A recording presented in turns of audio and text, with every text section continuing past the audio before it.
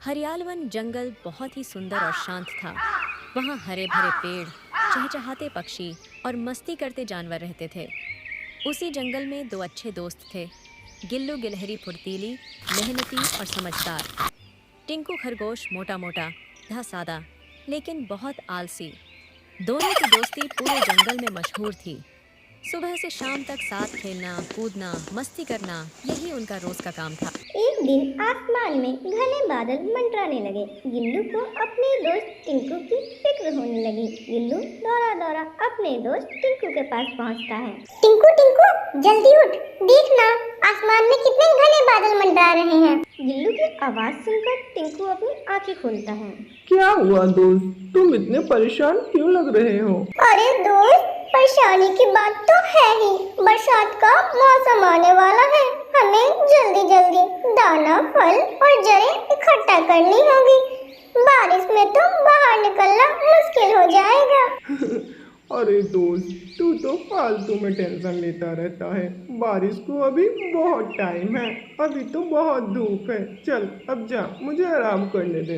इतना कहकर टिंकू अपनी जगह पे फिर से आराम करने चला जाता है और गिल्लू वहाँ से भोजन की तलाश में निकल पड़ता है। गिल्लू एक पेड़ पे से फलों को अपनी टोकरी में रखकर अपने बिल तक पहुँचा कर आता है। अगली सुबह गिल्लू अपने दोस्त टिंकू को भी अपने साथ लेकर जाता है, परंतु टिंकू तो पहुंचकर वहाँ आराम से पेड़ के नीचे सो जाता है। कुछ ही देर में गिल्लू गिलहरी फल की टोकरियाँ भरकर अपने दोस्त टिंकू के पास आती हैं और बोलती हैं, अरे टिंकू, अपना ये आलसपन अब छोड़ भी दे। दिन भर सोया रहता है। चल मेरी थोड़ी मदद करा दे। बाद में सबके पास खाना होगा, तेरे पास क्या होगा? देख, अब तो बरसात का मौसम आने ही वाला है। अरे दोस्त, तेरा ही तो खाऊंगा ना। मेरा ये दोस्त किस दिन काम आएगा? तो कमा, मैं खाऊंगा। अरे दोस्त, तुझे तो पता ही है मुझे सोना कितना पसंद है। मुझसे ये काम वाम नहीं होता है। और वैसे भी अभी बरसात के दिन आने में बहुत वक्त है। जब तक मैं अपना भोजन इकट्ठा कर लूंगा। चल अभी सोने दे। गिल्लू गिलहरी के लाख समझाने के बाद भी टिंकू पे कोई असर नहीं पड़ा। वो दिन रात सिर्फ सोया ही रहता। वहीं दूसरी तरफ गिल्लू दिन रात मेहनत करती और बरसात के मौसम के लिए तरह तरह के फल इकट्ठा कर चुकी थी। यूं धीरे धीरे समय गुजरा और फिर एक रात तेज हवाएं चलने लगी और मूसलाधार बारिश। गिल्लू तो अपने पेड़ की खोपड़ी में आराम से दुबक गया। उसने गर्म पत्तियों से अपना बिस्तर बना रखा था। उसके पास ढेर सारा खाना भी जमा था, सूखे मावे, बीज और कुछ मीठे पेड़, सब वो सुरक्षित। बारिश की बूंदें उसकी छत से टकराकर टप टप कर रही थी। गिल्लू आराम से अपने बिल में बैठा बारिश के मजे ले रहा था और दूसरी ओर बेचारा टिंकू, उसका छोटा सा घर जमीन में बना था, मिट्टी का बिल। बारिश शुरू होते ही वहाँ कीचड़ भर गया।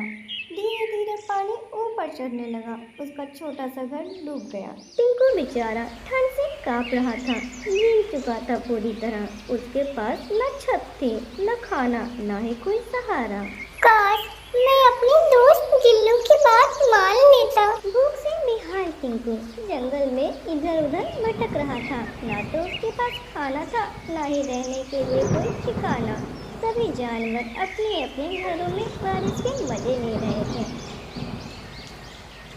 चलते चलते टिंकू अपने दोस्त गिल्लू के घर पहुंच जाता है। गिल्लू, गिल्लू, मुझे माफ कर दे। तूने रोज कहा, पर मैं अपनी मस्ती में रहा। अब समझ आया आलस करना कितना महंगा होता है। गिल्लू कुछ देर तो शांत रहती है, फिर अपने दोस्त टिंकू को अपने घर में बुला लेती है और उसे खाने के लिए फल देती है। भूख से बेहाल टिंकू जल्दी जल्दी फल को खा लेता है और बहुत खुश होता है। टिंकू को अपनी गलती का एहसास होता है। वो गिल्लू से हाथ जोड़कर माफी मांगता है। गिल्लू, अगर तू मुझे खाना नहीं देता तो शायद मैं भूखा ही मर जाता। पर तूने सिर्फ मुझे खाना नहीं दिया, तूने मुझे आज बदल दिया। नहीं टिंकू, तू मेरा सबसे अच्छा दोस्त है। मैं चाहता था कि तू भी समझे कि जिंदगी सिर्फ आराम से नहीं चलती, मेहनत करनी पड़ती है, खुद के लिए भी और अपनों के लिए भी। गिल्लू, मुझे माफ कर दे। मैंने तेरा मजाक उड़ाया, तुझे अकेला काम करने दिया और तूने फिर भी मुझे माफ किया। मैं बहुत शर्मिंदा हूँ गिल्लू। नहीं टिंकू, दोस्ती का मतलब ही होता है एक दूसरे को गिरने से बचाना और गिरने के बाद भी हाथ पकड़कर उठा लेना। दोस्ती तो वही सच्ची होती है जो मुसीबत में आपके काम आ सके। गिल्लू, मैं तुझसे वादा करता हूँ अगली बारिश तक मैं सबसे मेहनती खरगोश बन जाऊंगा और इस बार तेरे लिए भी खाना जमा करूंगा।